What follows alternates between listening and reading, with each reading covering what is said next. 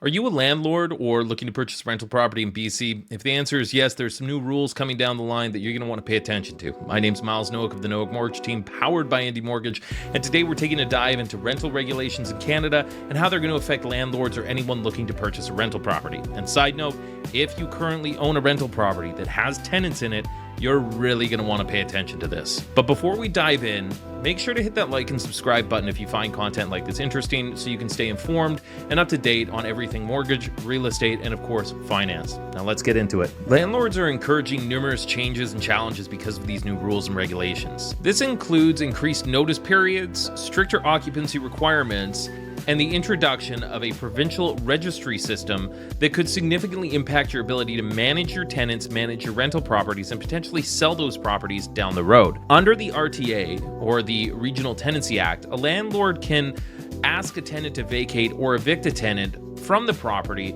for personal use so long as the fixed contract term of that tenancy agreement has expired, or so long as the tenant is on a month-to-month basis. This would usually be for a landlord to occupy the property themselves, or have a close or immediate family member move into the property, or if they're planning on selling the property and the person purchasing that property is intending on moving into that property themselves. This is where we're going to see some of these potential changes have some pretty massive consequences. So let's break them down one by one. Effective July 18th of this year, so this month, tenants will now have up to 30 days to dispute an eviction notice, and that's up from the previous 15 days.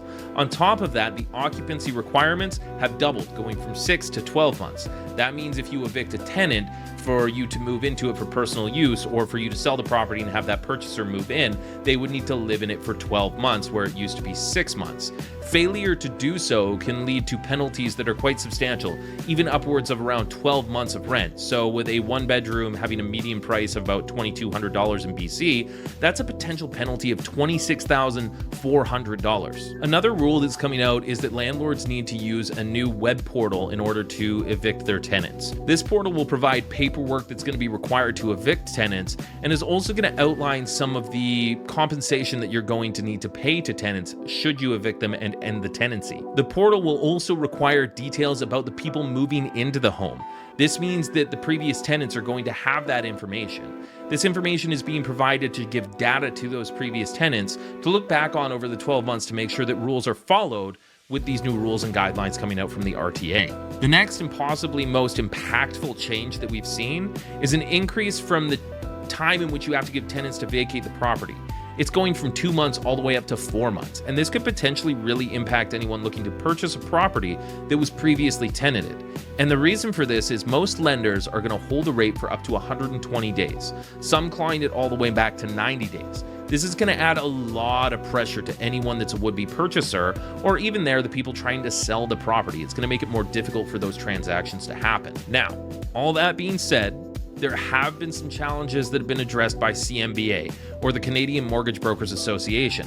Thanks to the efforts of the CMBA, the BC government is already making some small changes that should take effect on August 21st of 2024. These changes include the following. Landlords issuing an eviction notice on behalf of a purchaser will now only need to provide 3 months notice instead of 4. And the timeline to dispute these eviction notices is decreasing from 30 days down to 21 days. One thing to note, that landlords issuing an eviction notice to move into the property themselves, or for a close family member to move in, will still be subject to the 4-month notice period and the 30-day dispute periods. To summarize this, the new regulations are going to be putting some challenges for landlords or anyone looking to become a landlord.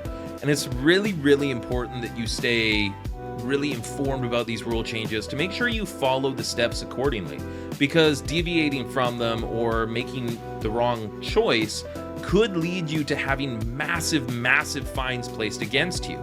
And if you find yourself confused or questioning these rules and guidelines, and if you're following them correctly, it is strongly recommended that you seek legal advice from a professional who can help you ensure that you're following the steps accurately and as they should be followed. Now, what do you think about these new rules and regulations?